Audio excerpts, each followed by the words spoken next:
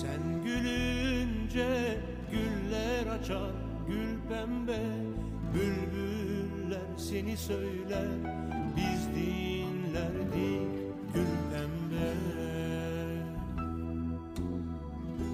Sen gelince bahar gelir gül pembe, dereler seni çağlar, sevinirdik gül pembe. Güz yağmurlarıyla bir gün göçtün gittin, inanamadık gül pembe.